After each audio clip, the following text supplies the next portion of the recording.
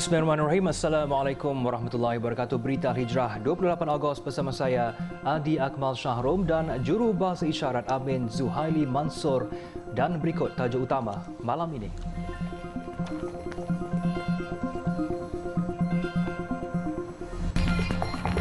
MKI arah tubuh Jawatan Kuasa Khas kaji kompetensi DUN gubal Undang-Undang Syariah. Juga kes murtad rayuan wanita cabar Mahkamah Syariah ditolak.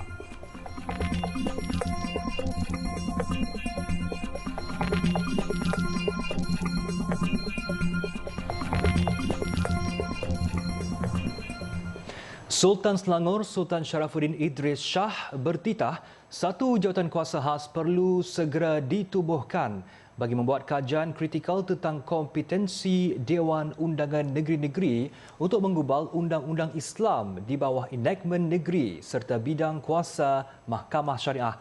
Titah baginda jawatan kuasa itu penting bagi mempertahankan kewibawaan Mahkamah Syariah yang sering dicabar oleh Mahkamah Persekutuan atas alasan kompetensi DUN untuk meluluskan undang-undang syariah. Baginda yang juga pengerusi Majlis Kebangsaan bagi Hal Ehwal Agama Islam Malaysia MKI berpandangan penyelesaian hanya boleh dibuat melalui tindakan legislatif dengan membuat pindaan tertentu kepada peruntukan undang-undang bagi membolehkan kuasa yang lebih luas diberikan kepada DUN di dalam menggubal peruntukan berkaitan dengan kesalahan jenayah syariah bagi orang Islam. Baginda bertitah, jawatan kuasa khas itu perlu mengemukakan cadangan pindaan terhadap undang-undang yang berkaitan agar penyelesaian menyeluruh dapat dibuat. Jawatan kuasa khas ini hendaklah dianggotai oleh pakar undang-undang perlembagaan, undang-undang sivil dan syariah serta ahli-ahli akademik serta pengamal undang-undang yang mahir dalam undang-undang sivil dan syariah. Sultan Selangor bertitah demikian pada mesyuarat Majlis Kebangsaan bagi Hal Ehwal Agama Islam Malaysia kali ke-70 di Masjid Sultan Salahuddin Abdul Aziz Shah hari ini. Sementara itu, Sultan Selangor memaklumkan mesyuarat MKI pada sidang kali ini akan membincangkan satu kertas dasar berkaitan penggunaan kalimah Allah oleh orang bukan Islam dengan menggariskan panduan yang lengkap dan komprehensif sebagaimana yang dititahkan pada 7 Jun lepas. Titah baginda segala keputusan yang dicapai oleh MKI berkaitan isu kalimah Allah ini nanti akan diangkat kepada Majlis Raja-Raja pada mesyuarat yang akan datang sebelum isu berkenaan dimuktamadkan. MKI kali ke-70 turut dihadiri Perdana Menteri Datuk Seri Anwar Ibrahim dan Menteri di Jabatan Perdana Menteri Datuk Dr. Muhammad Naim Mokhtar. Perdana Menteri bersama seluruh jentera kerajaan perpaduan khususnya agensi Islam menjunjung duli dan beriltizam untuk memastikan tadbir urus hal ehwal Islam dilaksanakan dengan sebaik-baiknya seperti mana yang dihasratkan oleh Majlis Raja-Raja. Datuk Seri Anwar Ibrahim turut meyakini dengan perkenan dan restu duli-duli Tuanku, usaha memperkukuhkan institusi pengurusan hal ehwal Islam di peringkat persekutuan dan negeri-negeri dapat dilaksanakan secara bersepadu dan berkesan. Kerajaan Perpaduan katanya terus siap siaga menambah baik hal ehwal Islam di Malaysia, bukan sahaja memberi manfaat kepada umat Islam, malah rahmat serta kebaikan Islam turut dirasai oleh masyarakat bukan Islam.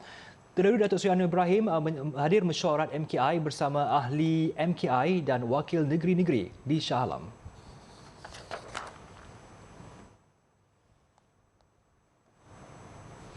Mahkamah Rayuan hari ini menolak rayuan seorang wanita untuk mendapatkan kebenaran bagi mencabar keputusan Mahkamah Syariah yang tidak membenarkannya keluar daripada agama Islam.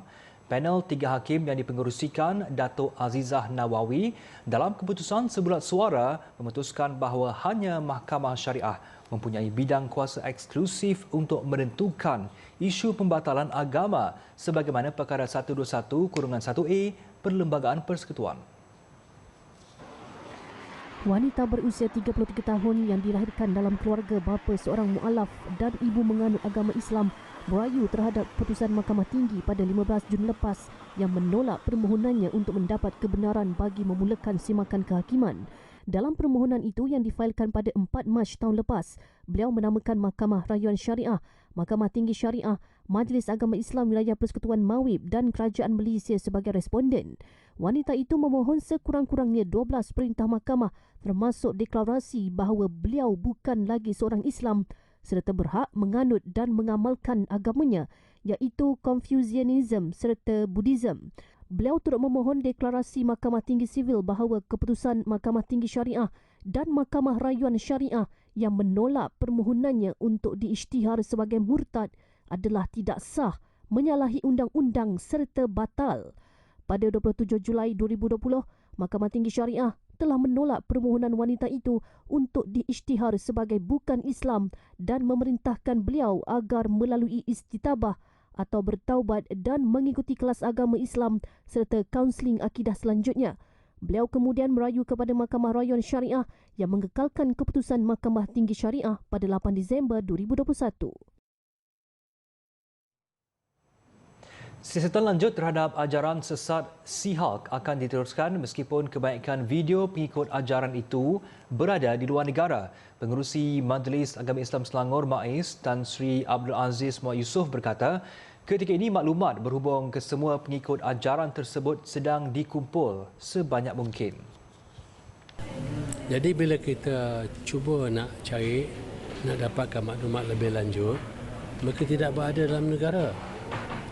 Jadi apapun bagi pengikut-pengikutnya yang ada dalam negara ini, kita dapatkan maklumatlah supaya lebih mendalam.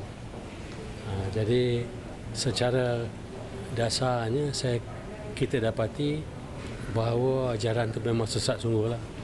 Sehubungan itu, pihaknya menyerahkan kepada polis dan pihak berkuasa agama negeri Selangor untuk mengesan saki-baki pengikut ajaran Sihak yang masih berada di Malaysia. Beliau ditemui media selepas mengedarkan jalur gemilang di Shah Alam. Sementara itu, dalam perkembangan berlainan, MAIS menerusi Lembaga Zakat Selangor akan membantu waris mangsa nahas pesawat terhempas di Elmina. Setakat ini, MAIS telah menyalurkan bantuan kecemasan bernilai RM500 kepada isteri pemandu Grab Allahyarham Syarifuddin Syari. Antara bantuan lain yang dicadangkan ialah bantuan keuangan bulanan, bantuan sewa rumah, bantuan makanan bulanan dan bantuan persekolahan. Ahli politik perlu mencontohi dan mengamalkan adabul ikhtilaf atau adab berbeza pendapat seperti yang diamalkan dalam ilmu fiqh. Itu saranan Fellow Pusat Pengajian Islam Universiti Oxford, Datuk Dr. Afifi Al-Akiti. Menurut beliau, sekiranya para ulama berbeza mazhab boleh berlapang dada dalam soal hukum hakam agama, maka seharusnya perkara sama boleh diamalkan dalam perbezaan politik. Sepatutnya dalam bab-bab perbezaan pendapat ni, kalau dalam politik tu patut ikut adabul ikhtilaf dalam fiqh. Sebab dalam politik kita panggil siasah. Bila mana, dari mana ada perbezaan pendapat di antara 4, 4, 5, 5, 6 ke 12 antara mazhab-mazhab ahli sunnah wal jamaah tu yang 4 tu, yang kita tak kisah. Maliki, Hanifi, Maki, Syafi'i, Hanbali, kita tak kisah. Seperti mana itulah sepatutnya kita boleh terima perbezaan pendapat dalam parti-parti politik. Kal ahzabi fi siyasah. Takkanlah sebabnya perbezaan politik itu kita dah tak boleh makan bersama. Takkanlah disebabkan perbezaan parti politik kita boleh takfir mentakfir. Justru beliau menyeru semua pihak supaya berlapang dada dan bertolak ansur dalam berpolitik. Tambah beliau, semua pihak juga perlu berganding bahu dalam menegakkan kedaulatan undang-undang agar kemakmuran negara dapat dipelihara. Beliau berkata demikian dalam sesi soal-jawab sejurus menyampaikan syarahan kemerdekaan prinsip kedaulatan undang-undang dalam Tamadun Melayu di Dewan Perdana Universiti Sultan Zainal Abidin, UNIZA. Dalam keadaan yang aman damai ni, 93 botol didakwa air zam-zam bernilai lebih RM3,000 dirampas dalam 2 serbuan berasingan di Petaling Jaya serta Kuala Lumpur minggu lalu.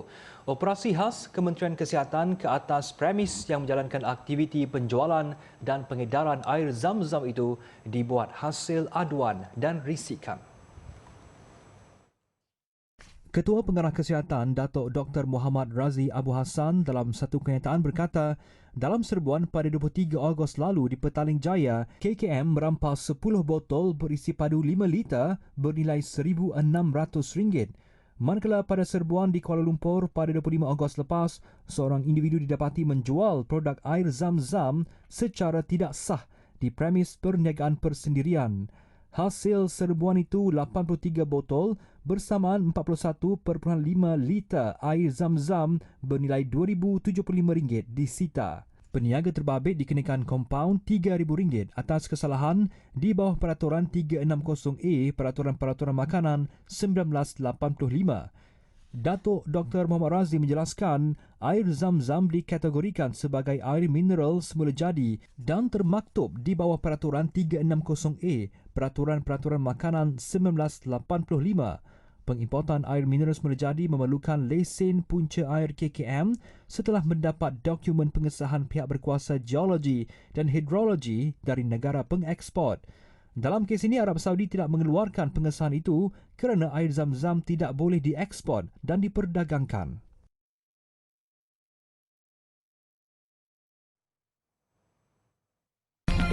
Cubaan seludup gagal, 150 ketulan mampat ganja dirampas.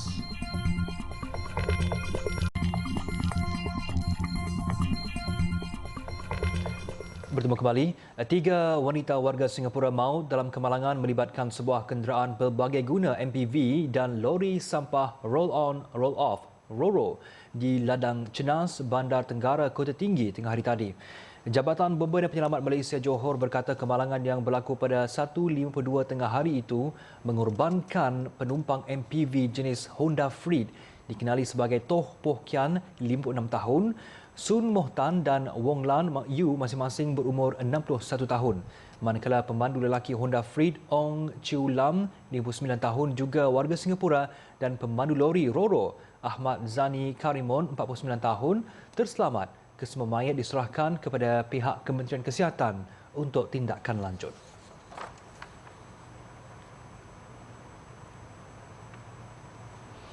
Gerak-geri mencurigakan seorang lelaki yang mengemudi sampan gentian kaca di muara Sungai Perlis membawa kepada rampasan 150 ketulan mampat ganja bernilai hampir RM650,000.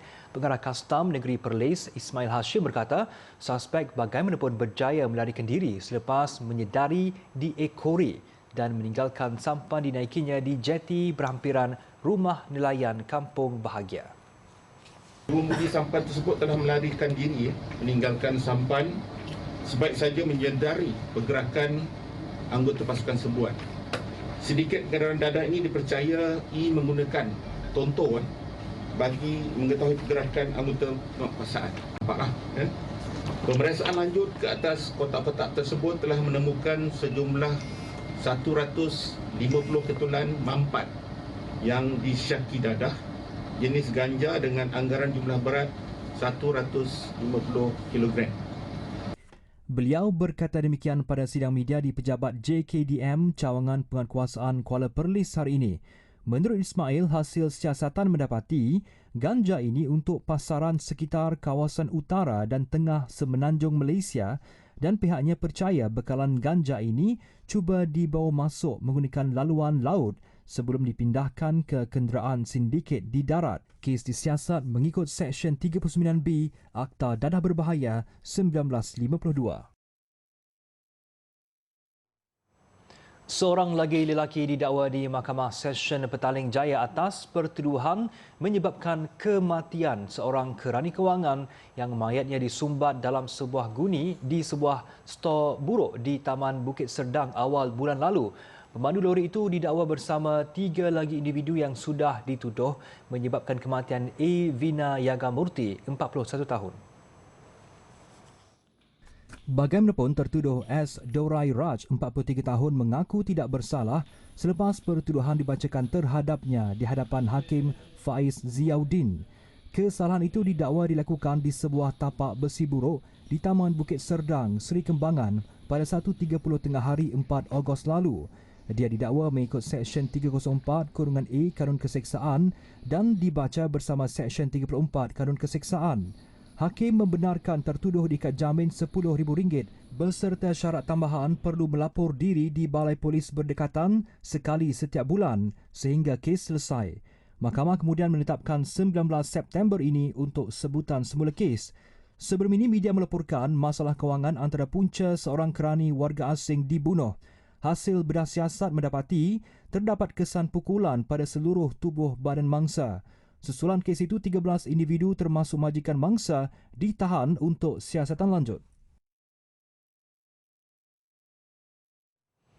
Semua ibu hamil di Malaysia termasuk bukan warga negara akan diberikan vaksin kombinasi tetanus diphtheria pertussis TDAP secara percuma bermula tahun depan. Menteri Kesihatan Zaliha Mustafa berkata inisiatif itu bertujuan mengurangkan risiko jangkitan pertussis terutamanya dalam kalangan bayi berumur bawah 5 bulan.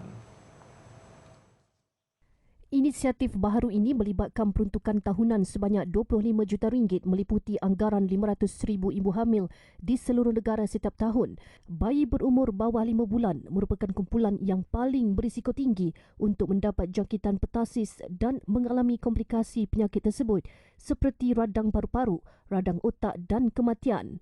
Pemberian vaksin TDAP kepada ibu hamil akan memberi pelindungan kepada bayi bermula dari dalam kandungan sehingga bayi tersebut lahir dan melengkapkan 3 dos prima vaksin pertussis pada umur 5 bulan. Setakat 23 Ogos tahun ini, sebanyak 343 kes pertussis dengan 24 kematian telah dilaporkan di seluruh Malaysia. 173 kes melibatkan bayi berumur bawah 5 bulan dengan 19 kematian dilaporkan. Usaha secara kolektif antara sektor awam dan swasta perlu diwujudkan bagi meningkatkan perkhidmatan, sokongan dan penjagaan kesihatan wanita dan kanak-kanak. Menteri Pembangunan Wanita, Keluarga dan Masyarakat KPWKM, Datuk Seri Nancy Shukri berkata, kerjasama itu penting sebagai langkah pencegahan awal terhadap penyakit atau komplikasi yang sering dihadapi oleh golongan berkenaan. Kita kerjasama dengan pihak swasta, hospital swasta, because kalau nak bergantung kerja dengan government punya hospital agak lambat untuk queue mereka untuk dapat dia punya giliran. So we work together with the private hospital dan kita bawa mereka ini kita ada bus.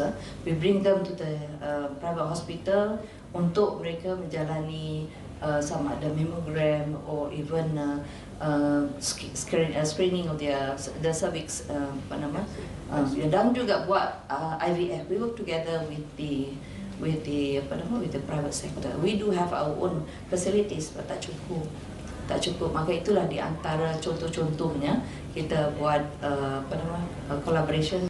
Berdasarkan statistik WHO, hampir 6 juta kanak-kanak berusia bawah 5 tahun meninggal dunia setiap tahun disebabkan komplikasi kelahiran pramatang, radang paru-paru dan berkaitan intrapartum. Manakala lebih 300,000 wanita berdepan komplikasi serius semasa kehamilan atau melahirkan anak yang kebanyakannya boleh dicegah lebih awal. Terdahulu, beliau hadir melancarkan pusat jagaan khusus mentakrifkan penjagaan wanita dan kanak-kanak di Hospital Pakar KPJ Damansara di Ibu Negara. Terma pencipta kandungan media sosial atau content creator tidak asing lagi dalam kalangan generasi muda kerana ia mampu menjana pendapatan lumayan. Namun dalam kegairahan berkarya dan mengejar jumlah tontonan dan pengikut, pencipta kandungan itu wajar memiliki ilmu dan paling penting adalah adab agar kandungan yang dikongsikan lebih berkualiti dan bermanfaat. Pempengaruh media sosial Khairul Amin Kamaruzaman yang lebih dikenali sebagai Khairul Amin berkata, menjadi pencipta kandungan media sosial bukan sekadar mengejar populariti tetapi untuk memberi manfaat kepada masyarakat, agama dan negara. Kepada TikTok creator muda-muda yang baru nak mula, yang masih tengah belajar, saya mohon sangat-sangat habiskan pembelajaran dulu. Jangan rushing, kumpul ilmu sebanyak mungkin.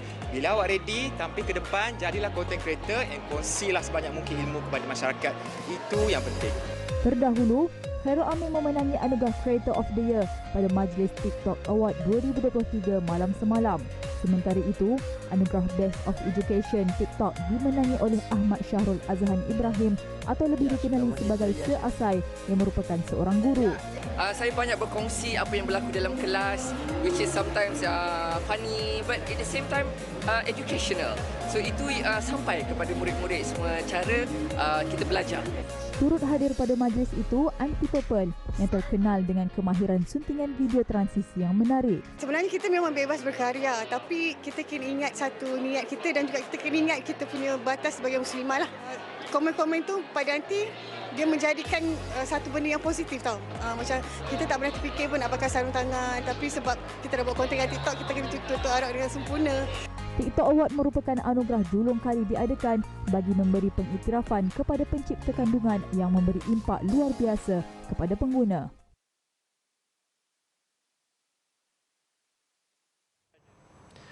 Lebih 3,000 jalur gemilang diedarkan oleh Majlis Agama Islam Selangor MAIS kepada Jabatan-Jabatan Hal Ehwal Islam Selangor JAHIS, agensi serta anak syarikatnya ia bagi menyemarakkan semangat patriotik di samping menghayati erti kemerdekaan dalam kalangan warga kerja MAIS serta masyarakat di Selangor khususnya.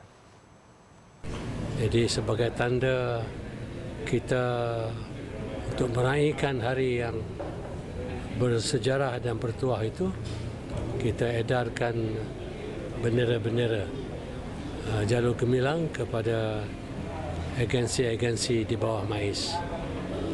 Dan tadi yang you nampak kenderaan-kenderaan tadi, mereka akan singgah beberapa tempat ya untuk merayakan sambutan Hari Kemerdekaan. Terdahulu beliau menyempurnakan simbolik penyerahan jalur gemilang dan pelepasan ziarah Merdeka MAIS tahun 2023 di Shah Alam pagi tadi. Antara agensi yang menerima jalur gemilang ialah Jabatan Agama Islam Selangor JAIS, Jabatan Mufti Negeri Selangor, Lembaga Zakat Selangor, Perbadanan Wakaf Selangor dan sebagainya. Menerusi ziarah Merdeka, konvoi 10 kenderaan turut mengedarkan jalur gemilang di 3 lokasi iaitu Pusat Dialisis MAIS, Rumah Puteri Arafiah dan Rumah Pelindungan Mu'alaf Baitus Salam.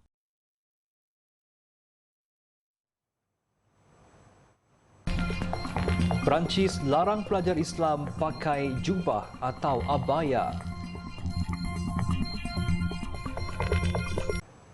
Terima kembali. Perancis akan melarang pelajar perempuan Islam daripada memakai jubah atau abaya di sekolah. Tindakan itu atas alasan melanggar Undang-Undang Sekular Pendidikan. Menteri Pendidikan Gabriel Attal berkata penerangan peraturan lebih jelas akan diadakan sebelum sesi kelas kembali bermula 4 September depan. Larangan itu dilaksana selepas berbulan perdebatan mengenai pemakaian abaya di sekolah Perancis. Ketika ini dilaporkan pemakaian abaya semakin banyak di sekolah dan mewujudkan ketegangan antara guru dan ibu bapa. Pada 2004, Undang-Undang Perancis melarang pemakaian tanda atau pakaian oleh mana-mana pelajar yang menunjukkan ada kaitan dengan agama seperti salib, kipah Yahudi dan juga tudung. Namun jubah yang sering dikaitkan dengan Islam masih boleh dipakai ketika itu.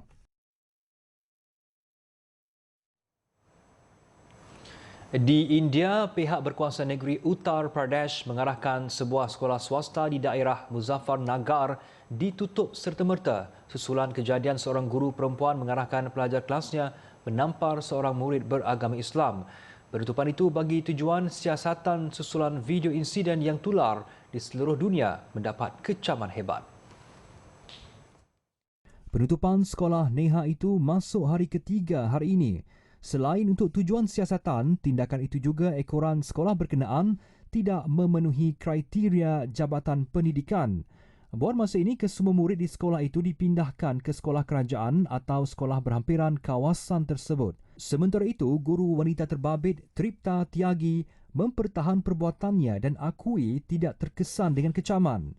Pada 24 Ogos lalu, Tripta mengarahkan anak muridnya menampar salah seorang pelajar Islam berusia 7 tahun secara bergilir-gilir sebagai denda kerana tidak mengingat jadual kelasnya. Dia juga meminta untuk menampar lebih kuat sebagai pengajaran. Dalam video itu juga, Tripta dilapor mengusir pelajar beragama Islam. Bapa mangsa kemudian membuat laporan polis untuk siasatan lanjut. Dalam video yang dirakam, seorang lelaki itu menunjukkan pelajar Islam itu menangis teresak-esak ditampar rakan sekelasnya. Rakaman video itu juga tular di media sosial sejak Sabtu lalu. Negeri Uttar Pradesh ditadbir Parti Bharatiya Janata BJP sejak 2017. Di Switzerland, aksi kru sebuah syarikat penerbangan bergambar dengan pelbagai aksi di atas sayap pesawat terima kecaman warga maya. Tindakan itu dianggap berbahaya dan mengancam nyawa. Klip video yang memaparkan aksi berkenaan tular di media sosial sejak semalam. Tindakan itu dilakukan kru Swiss International Airlines melibatkan pesawat Boeing 777 ketika menunggu untuk berlepas ke Zurich. Video dirakam penumpang yang berada di balai berlepas menunjukkan dua kru terbabit berdiri di atas sayap pesawat. Rakaman video itu mengundang kritikan netizen yang menyifatkan aksi itu boleh mengancam nyawa. Kru pesawat komersial hanya dibenar memijak sayap pesawat dalam situasi kecemasan seperti pendaratan cemas yang memerlukan penumpang dipindahkan dan bukan untuk bergambar. Hujan lebat dan tanah runtuh di Tajikistan telah mengakibatkan sekurang-kurangnya 13 orang terkorban. Bencana terbaru itu melanda ibu kota Dushanbe. Hujan lebat sejak semalam telah menyebabkan gelongsor lumpur, batu dan tanah runtuh yang menimpa banyak daerah termasuk Vahdat dan Rudaki. Menurut jurucakap Kementerian Darurat Tajikistan, risiko tanah gelongsor dilihat lebih tinggi dan berterusan. Tajikistan antara negara termiskin di Asia Tengah sering terdedah dengan bencana alam. Februari lalu, negara berkenaan dilanda runtuhan salji, batu dan tanah runtuh. Baik, sekian untuk malam ini. Saya Adi Akmal Syahrub dan jurubahasa isyarat Amin Zuhaili Mansur. Satukan ummah dengan ilmu bagi memperkasa Malaysia Madani. Assalamualaikum, selamat malam.